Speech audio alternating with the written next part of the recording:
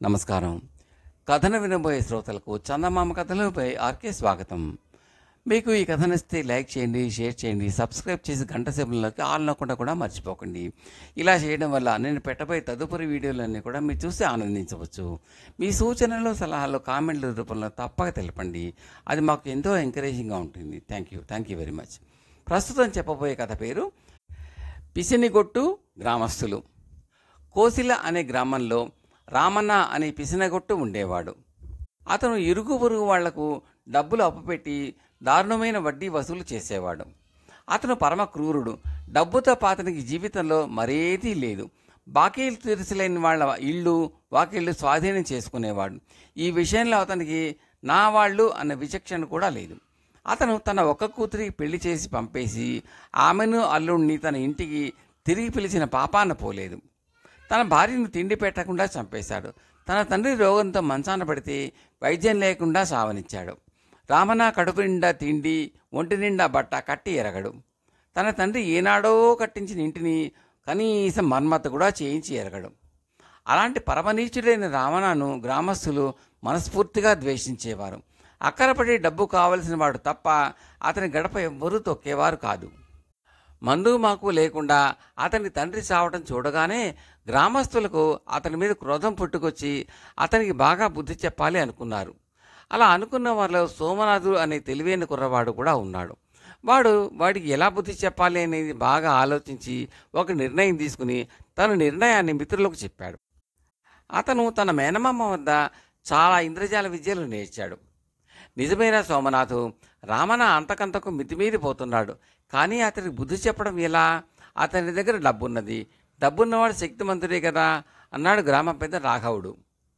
అదంతా ఏమీ లేదులే బాబాయ్, నేను మంచి పథకం ఆలోచించాను. మనకు కావలసిన పని అంతా రామన్న తండ్రి దెయ్యమే చేస్తాడు.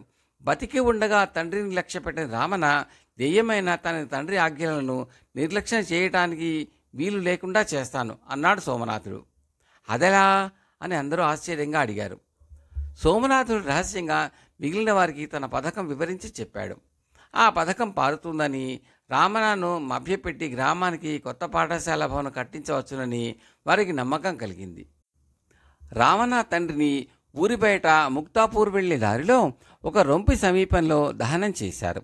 రామన్న కొన్ని బాకీలు వసూలు చేసుకోవడానికి ముక్తాపూర్ వెళ్ళి వెన్నెల రాత్రి వేళ తిరిగి వస్తున్నాడు.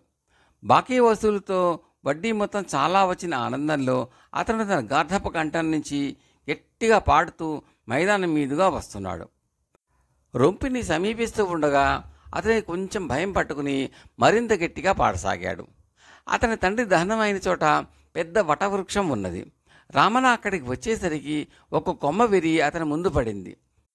రామన్న దడుచుకున్నాడు. అతనికి మర్రి చెట్టు నీడలో అటు ఇటు ఆడుతూ ఏదో తెల్లగా కనిపించింది. అతను వణకనారంభించాడు. ఇంతలో అతనికి బొంగురుగా కొన్ని మాటలు వినిపించినాయి. నీ తండ్రినిరా రామన్న, నీ తండ్రిని, మదనుణ్ణి. చచ్చినా నాకు శాంతి లేదు. దాహం దాహం దాహం. కొడుకు ధర్మం నెరవేర్చు, నా దాహం తీర్చు. నాకు నువ్వు పెట్టిన శ్రాద్ధం సక్రమంగా లేదు. సరిగా శ్రాద్ధం పెట్టు. గౌతమ భట్టును పిలు, శాస్త్రం తెలిసినవాడు. అతని సలహా తీసుకో. నాకు నీరు ఇయ్యి. దాహం, అంతులేని దాహంతో తపిస్తున్నాను. నాలిక పిడచకట్టుకుపోతున్నది. కాపాడు, నీ తండ్రిని కాపాడు. రామన్న హీనస్వరంతో చాలా ఖర్చు అవుతుంది, నేను ఖర్చు పెట్టలేను, అసంభవం అన్నాడు. అసంభవమా? చేయలేవా? ఏమిటి నువ్వనేది అన్నదా గొంతు. అదే సమయంలో చెట్టు కొమ్మలలో కలవరం పుట్టింది. మరొక కొమ్మ ధడీమని విరిగి పడింది. నా మాట వినకపోయావో నీ గొంతు నులిమేస్తాను. నా కొడుకుని చూడండిరా మూర్ఖుడా అన్నది ఆ కంఠం భయంకరంగా. ఈ మాటలు తట్టుకోలేక రామన్న భయంతో మూర్ఛపోయాడు. అప్పుడు రాఘవుడు మొదలైన వారు తాము దాగి ఉన్న చోట్ల నుండి బయటికి వచ్చి రామన్నను ఇంటికి మోసుకుపోయారు. వాళ్ళు వెళ్ళిపోతూ ఉండగా సోమనాథుడు, అతని మిత్రుడైన దేవాశీషుడు, శుభజితుడు చెట్టు దిగారు. వాళ్లే చెట్టు మీద దాగి ఉండి ఈ తతంగం అంతా నడిపించారు. సోమనాథుడి చేతిలో వెడల్పైన మూతిగల గొట్టం ఉన్నది. శుభజితుడి చేతిలో చిన్న రంపం ఉన్నది. దేవాశీషుడు ఒక పెద్ద తెల్లని గాలిపటం పట్టుకుని ఉన్నాడు. చెట్టు నీళ్లలో తెల్లగా అటు ఇటు ఆడిన వింత వస్తువు ఆ గాలిపటమే. సోమనాథుడు గొట్టంలో నుంచి మాట్లాడాడు. శుభజితుడి పని కొమ్మలు నరికి కింద పడవేయటం. ఇంతవరకు తమ కార్యక్రమం జయప్రదంగా సాగినందుకు ఆ ముగ్గురు తమను తాము అభినందించుకున్నారు. ముఖ్యమైన కార్యక్రమం అంతా ముందే ఉన్నది. రామనాను ఇంటికి మోసుకుపోయిన రాఘవుడు మొదలైన వారు అతన్ని ముందుగా వైద్యుడు అశ్విని ఇంటికి తీసుకుపోయారు. అశ్విని రామన ముక్కులో 2 చుక్కల పసరు వేశాడు. రామన గట్టిగా తుమ్మి కళ్ళు తెరిచి నేనెక్కడ ఉన్నానో అని అయోమయంగా అడిగాడు. అతని కంఠం ఇంకా కంపిస్తూనే ఉన్నది. అతను బెదురుగా చుట్టూ కలయి చూశాడు. నీకేం జరిగింది? నువ్వు రొంపి వైపు నుంచి పెట్టిన కేకలు మాకు ఊళ్ళోకి వినిపించి పరిగెత్తుకుంటూ వచ్చాం అన్నాడు రాఘవుడు. మనం అక్కడికి వెళ్ళేసరికి ఏం కనిపించిందో అది కూడా చెప్పు. మనం అతడి తండ్రిని చూడలేదు అన్నాడు సోమనాథుడు. అవునవును, మదన పెదనాన్న నీ తల దగ్గర కూర్చుని నిన్ను నిమురుతూ మాకు కనిపించాడు. నువ్వు చచ్చిపోయావనే అనుకున్నాం. మేం తిరిగి పోబోతూ ఉండగా మదన పెదనాన్న లేచి నిలబడి, ఒరే రాఘవ, మీరంతా వినండర్రా, నా కొడుకు సరిగా చూడక నన్ను చంపేశాడు. చచ్చినా నాకు ఆత్మశాంతి లేకుండా ఉన్నది. దాహంతో తప్పించిపోతున్నాను. ఈ పిసినారి పెదవును ఊర్లోకి చేర్చండి. వీడు మూర్చపోయాడా కానీ చావలేదు. బతికి ఉన్నంత కాలము వీడు చాలా డబ్బే పోగు చేశాడు.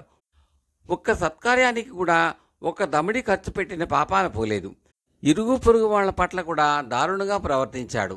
ఆలికి అన్నం పెట్టలేదు, నన్ను సరిగా చూడలేదు. కన్న కూతుర్నే కనికరించడు. వీడి పాపమే నన్ను ఇంకా వెంటాడుతూ ఉన్నది. నాకు శాస్త్రోక్తంగా శ్రాద్ధం పెట్టమనండి. శ్రాద్ధానికి గౌతమ భట్టును పిలవమనండి. రామనాథ ప్రవృత్తి మార్చుకున్నాడంటే శ్రాద్ధం పెట్టినప్పుడు అందరూ చూస్తూ ఉండగా నేను నీరు తాగుతాను. అలా చేయకపోయాడో నా దాహం తీరదు, నాకు ఆత్మశాంతి ఉండదు. నా ఆగ్రహం వాడిని నాశనం చేయకుండా ఎవ్వరూ ఆపలేరు అని చెప్పాడు. ఇలా చెప్పి మదన పెదనాన్న చెట్ల గుబురులోకి దూకి అంతర్ధానమయ్యాడు. నిన్ను మేము గ్రామానికి మోసుకొచ్చాం అని గ్రామ పెద్ద రాఘవుడు ముగించాడు. రామన కొంతసేపు ఏదో ఆలోచించి మనం గౌతమ భట్టు ఇంటికి పోయి నాయన శ్రాద్ధం గురించి మాట్లాడదాం పదండి, రేపు ఎల్లుండో శ్రాద్ధం పెట్టాలి అన్నాడు గంభీరంగా. అన్ని ఏర్పాట్లు చేసి రామన తన తండ్రికి ఘనంగా శ్రాద్ధం పెట్టాడు. గ్రామస్తులందరికీ భోజనాలు జరిగాయి. శ్రాద్ధంతంతు పూర్తయినాక రామన ఒక లోటాలో నీరు తెచ్చి దేవుడి మందిరం ముందు పెట్టి ఆ నీరు తాగమని తన తండ్రిని వేడుకున్నాడు. కానీ లోటాలో నీరు అలాగే ఉండిపోయింది. అందులో ఒక చుక్క కూడా తరగలేదు. భయపడి నిరాశ చెంది రామన ఏడవనారంభించాడు. ఇప్పుడు ఏం చెయ్యాలి? నా తండ్రి తృప్తి కోసం ఎంతో డబ్బు తగిలేశాను, అంతా వృధా అయిపోయింది. ఆయన ఇంకా నా పట్ల సుముఖుడు కాలేదు. ఆయన దాహం తీరలేదు. తాగుతానన్నవాడు తాగటం లేదు. చేయమన్నదంతా చేశాను కదా, నా వల్ల ఏం తప్పు జరిగింది? ఇంతలో బయట ఏదో కలకలం అయింది. శుభజితుడు లోపలికి పరిగెత్తుకుంటూ వచ్చి సోమనాథుడికి ఏదో అయింది, వాడు స్పృహ లేకుండా బయట నేల మీద పడి కాళ్ళు చేతులు ఆడిస్తూ దొర్లుతూ ఉన్నాడు అన్నాడు. సోమనాథుణ్ణి శ్రాద్ధం జరిగే చోటికి మోసుకొని వచ్చారు. అతను చేతులు కాళ్ళు కొట్టుకుంటూ హీనస్వరంతో నీ తండ్రిని రామన, నువ్వు చేసిన దానికి సంతోషించాను, కానీ నీ స్వభావం మార్చుకున్నావు కావు. ఈ శ్రాద్ధానికి నీ కూతుర్ని, అల్లుణ్ణి, ఇతర బంధువులను ఎందుకు పిలిచావు కావు? ఇంకో పని కూడా చెయ్యి. గ్రామంలో బడికి పూరిపాక ఉన్నది. నా పేరు దానికి మంచి భవనం కట్టించు. అలా చేశావంటే నా దాహం తీర్చుకుంటాను అన్నాడు. ఇంతలో పూనక దిగిపోయినట్టు అయింది. సోమనాథుడు పెదవులు వణికించి గట్టిగా ఊపిరి విడిచి క్రమంగా కళ్ళు తెరిచి ఆశ్చర్యంగా చూస్తూ నేనెక్కడ ఉన్నాను అన్నాడు. మా నాన్న దాహం ఎలా తీర్చుకుంటాడో నీకేమైనా చెప్పాడా అని రామన అతన్ని అడిగాడు. అన్నట్టు చెప్పాడు, కానీ ఆయన చేయమన్నదంతా నువ్వు చేస్తేనే గాని నా వల్ల ఏమీ కాదు. ఆయన ఏం కోరాడో నీకు తెలుసా అని సోమనాథుడు రామనాను అడిగాడు. రామన వెంటనే బండి పంపి తన కూతుర్ని, బంధువులను రప్పించాడు. బడి భవనానికి ఎంత అవుతుంది అని అతను అడిగితే 30,000 చాలును అని రాఘవుడు అన్నాడు. ఆ బడికి మదన స్మారక పాఠశాల అని పేరు పెట్టాలి అన్నాడు రామన. అందుకు గ్రామస్తులందరూ సంతోషంగా సమ్మతించారు. ఇప్పుడు చనిపోయిన వాడి ఆత్మ నీరు తాగి దాహం తీర్చుకునే ఘట్టం వచ్చింది. సోమనాథుడు దేవుడి మందిరం ముందు ఒక పళ్ళెంలో తాగే నీరు పోసి ఉంచాడు. అతను పక్క గదికి వెళ్ళి ఒక కంచు లోటాతో తిరిగి వచ్చాడు. అందరూ చూస్తూ ఉండగానే దాన్ని నీరున్న పళ్ళె మీద బోర్లించాడు. వెంటనే ఒక అద్భుతం జరిగింది. పళ్ళెంలో నీరంతా మాయమైపోయింది. అదే సమయంలో ఎవరో వచ్చి ఆ నీటిని పీల్చిన ధ్వని కూడా వినిపించింది. సోమనాథుడు ఆ పళ్ళాన్ని లోటాతో సహా అలాగే పట్టుకుని పక్క గదిలోకి పోయి తలుపు గడియ పెట్టేశాడు. అతను లోటాను పళ్ళెం మీద నుంచి పైకెత్తగానే లోటాలో నుంచి నీరు తిరిగి పళ్ళెంలో పడింది. లోటాలో నుంచి కొద్దిగా పొగలాడుతూ కూడా వచ్చింది. ఆ తర్వాత అతను లోటా లోపల అమర్చిన చిన్న కొవ్వొత్తిని తీసేసి మైనమార్కులన్నీ శుభ్రంగా తుడిచేశాడు. అతను చేసినది ఏమిటంటే లోటా దిగువన భాగంలో ఒక చిన్న కొవ్వొత్తిని అంటించి దాన్ని వెలిగించి పట్టుకుని నీళ్ల పళ్ళెం మీద బోర్లించాడు.